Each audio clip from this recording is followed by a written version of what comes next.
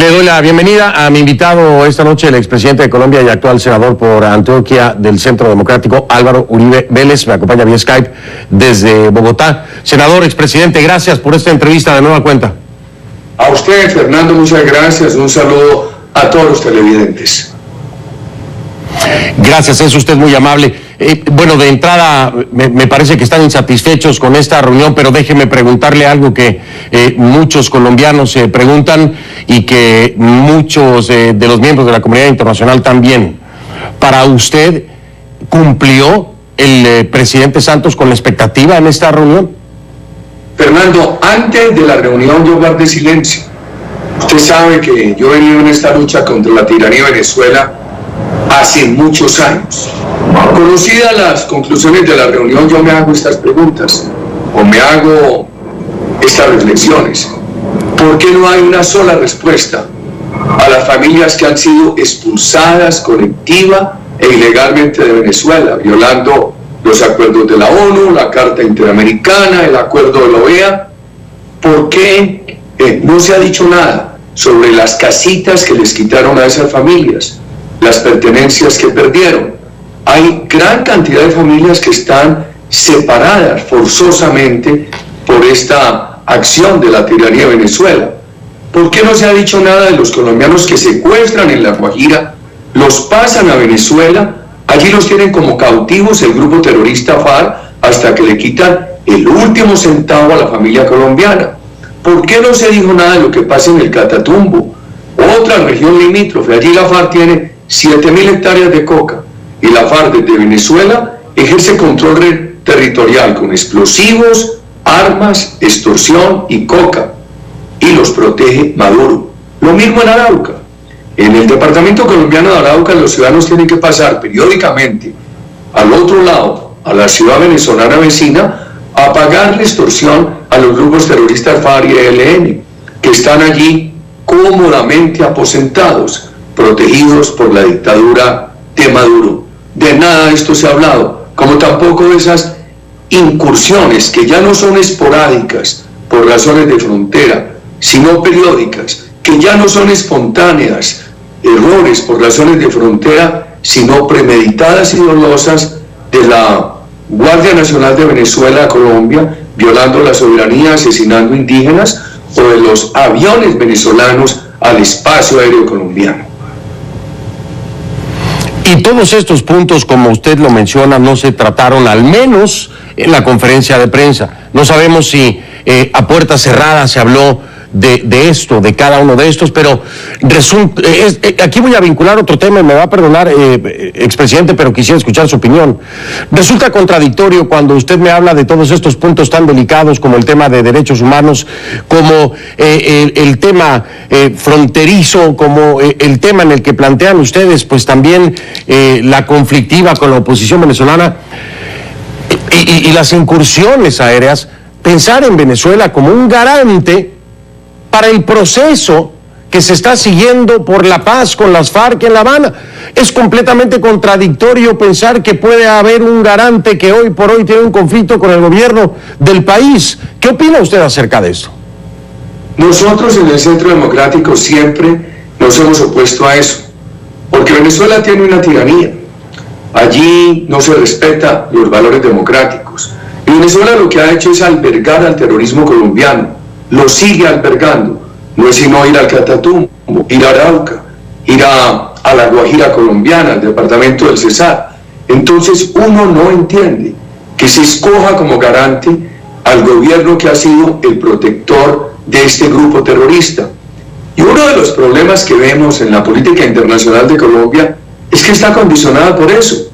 Yo diría que ayer al gobierno de Colombia le preocupó más no indisponer a Maduro para que no hubiera problema con el grupo terrorista FARC, en lugar de haberse preocupado por todos esos colombianos, ilegal y colectivamente expulsados de Venezuela, despojados de sus casas y de sus pertenencias. Cuando una política internacional está condicionada para no perturbar al terrorismo, a su aliado, en este caso a la FARC y a la dictadura de Venezuela, esa política internacional fracasa en defensa de los derechos democráticos y de los derechos humanos de los ciudadanos.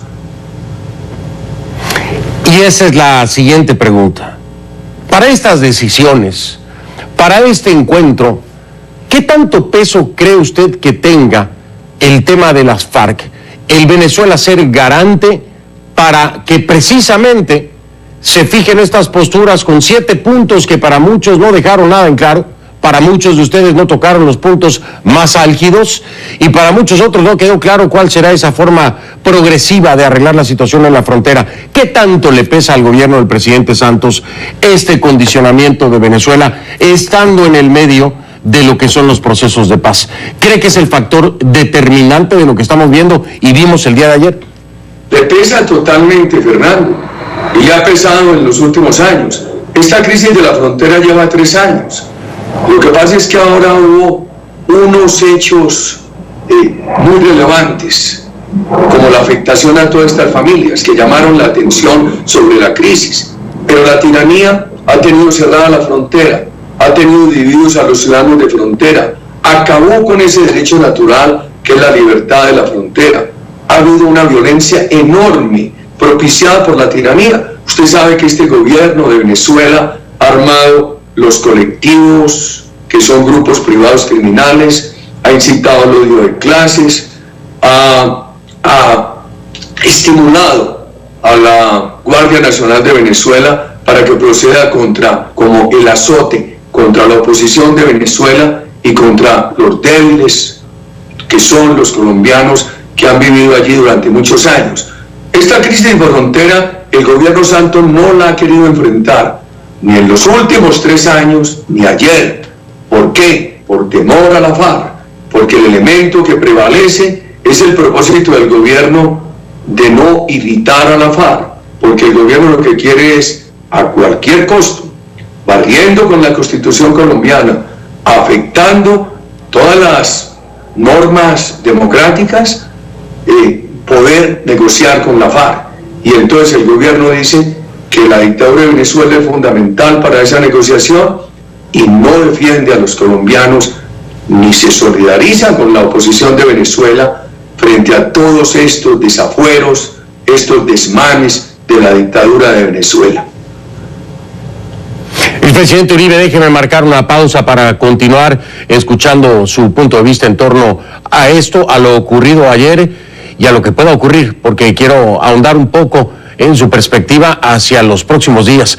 Voy a marcar una pausa. Está conmigo el expresidente Álvaro Uribe, senador de la República de Colombia. Sus comentarios, por favor, facebook.com/conclusiones CNN, facebook.com/conclusiones CNN. Ahí está también un enlace a la encuesta de esta noche que está en la página cnnenespanol.com/conclusiones. Pasen, consúltenla y voten. Veremos el resultado al final. En tiempo real, la cuenta en Twitter a sus órdenes, @soyfdelrincón, esa es la cuenta, @soyfdelrincón. Esa es la cuenta. La etiqueta esta noche es numeral #ConcluUribe, #ConcluUribe. Sus comentarios los estoy leyendo, integro los mismos, precisamente a mi conversación con el expresidente Álvaro Uribe. Ahí tiene la encuesta que le decía, cnnenespanol.com/conclusiones. Regreso con...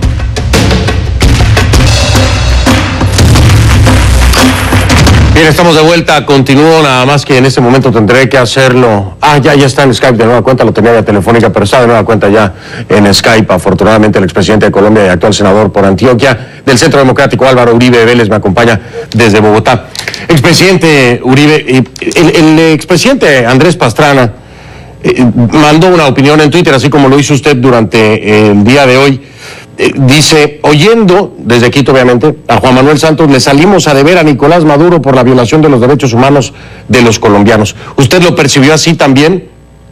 Pues sí, es un mensaje de Twitter bien representativo de lo que muchos ciudadanos percibimos, no solamente colombianos, sino demócratas del continente.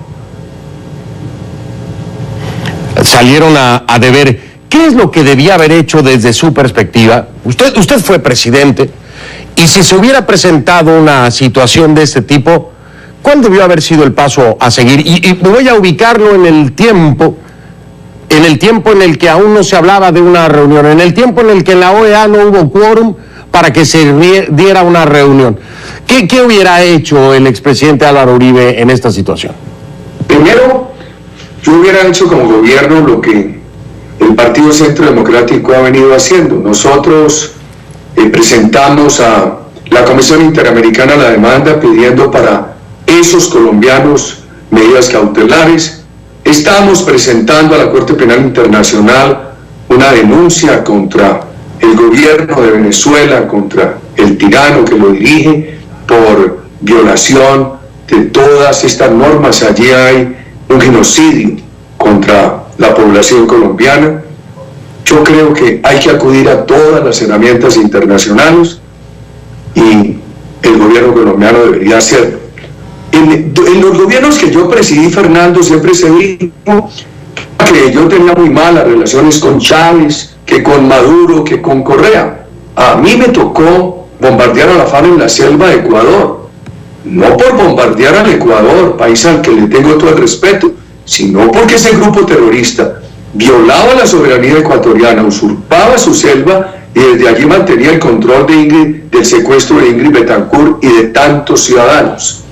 Ustedes saben cómo nos tocó disentir de Hugo Chávez y de tantos mandatarios de ese grupo del ALBA, de ese grupo que se llama Socialismo del Siglo XXI, que es un grupo orientado a acabar con los valores democráticos. Entonces, en Colombia se criticaba mucho y decía, a Santos sí lo quieren. Uribe era muy confrontacional, a Uribe no lo quería. Lo que pasa es que yo no estaba en el plan de que me quisieran, sino de hacer respetar a Colombia, sobre la base de que nosotros respetábamos a la ciudadanía y a la comunidad internacional. Teníamos que ejercer el derecho de que nos respetaran a nosotros. Pero este gobierno, todos estos años, en una actitud de apaciguamiento equivocada, no ha hecho respetar ni los valores democráticos, todos los días violados en perjuicio de la oposición de Venezuela, ni los derechos fundamentales de los colombianos. Pretender entenderse a través del apaciguamiento con una dictadura es tan equivocado como pretender amansar al tigre con coles, con lechugas, con repollos. Termina uno en el vientre del carnívoro. Vaya, es una reflexión muy profunda hacia el futuro. ¿Usted cree que ya terminó el gobierno del presidente Santos en el vientre del tigre? Pues el tigre lo tiene en las garras para llevarlo al vientre, y el tigre lo tiene ahí condicionado porque el interés del tigre es que le den total impunidad a la FARC, que ese grupo que es el grupo traficante de cocaína. El tigre es el gobierno de Venezuela, y el interés que tiene ese tigre es que le den total impunidad a la FARC, el grupo terrorista tercero en riqueza en el mundo, el primer traficante de cocaína en el mundo, ha reclutado a más de 20.000 niños, es responsable de más de 2.700 desapariciones. Y en nombre de la paz lo que quieren es arrasar con la Constitución colombiana, no llevar a esos cabecillas a la cárcel, con lo cual firman en La Habana, pero en Colombia generarían un mal ejemplo estimulante de nuevas violencias, y darles a responsables de delitos atroces los derechos de elegibilidad política. Yo debo recordar a la comunidad internacional en este espacio suyo tan prestigioso que Colombia tiene una democracia respetable, y esta democracia durante muchos años ha sido asaltada por el narcoterrorismo. Aquí no estamos haciendo el tránsito de una dictadura a una democracia. Aquí lo que se ha querido por parte del gobierno, y nosotros estamos en desacuerdo, es firmar a cualquier costo con la FARC, darle impunidad a ese grupo, no llevar a los cabecillas a la cárcel, y entonces con eso complacen a la FARC, complacen a Maduro, y entonces para que Maduro ayude y esté tranquilo, no lo pueden indisponer, y eso ha condicionado y ha conducido a un manejo equivocado de las relaciones internacionales.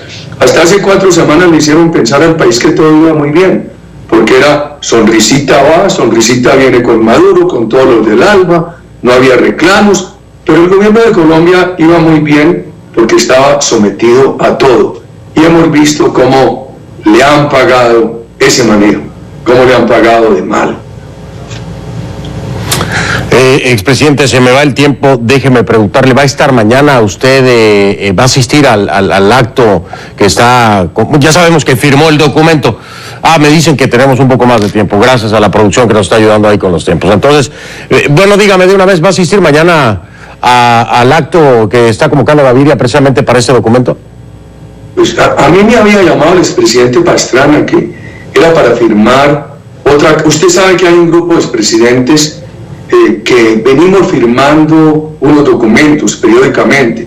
Yo diría que este es otro documento de esa serie, que en esta ocasión tendrá como puntos de referencia la dictadura de Venezuela, sus atrocidades contra la democracia y este caso de Colombia. Yo he firmado todas esas cartas desde hace muchos años. He estado en esa lucha, estimado Fernando.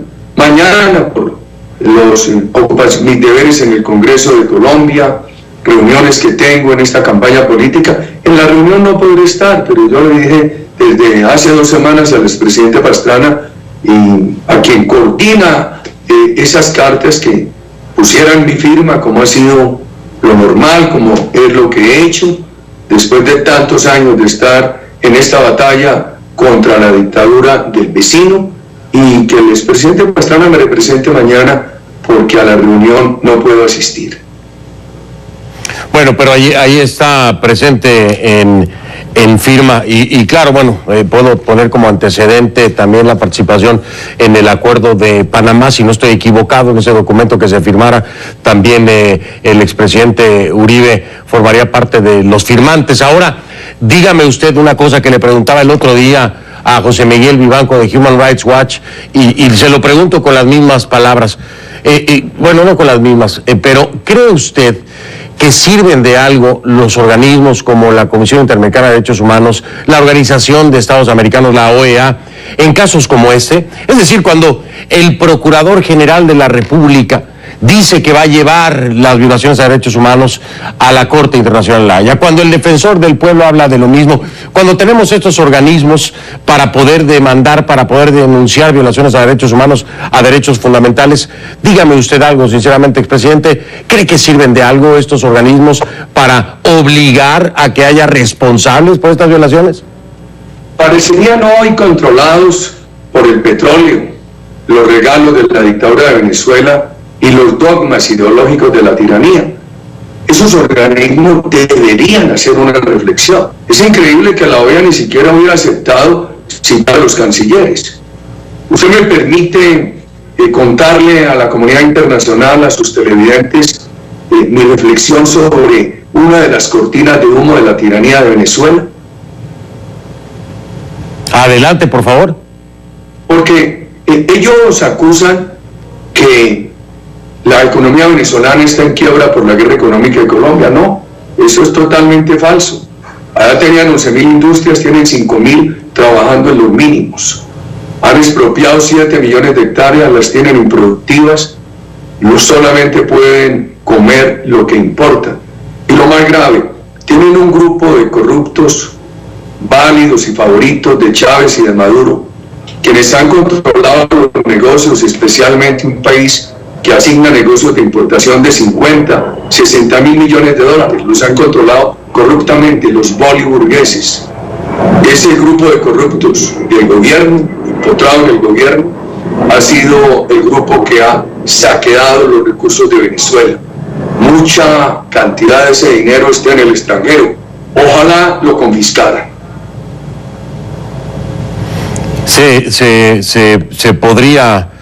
¿Se podría pensar en algo así, presidente? ¿Hay algún escenario internacional en el que pudiera ejercerse presión para que se tomen acciones en torno a estas denuncias que quiero dejar claro?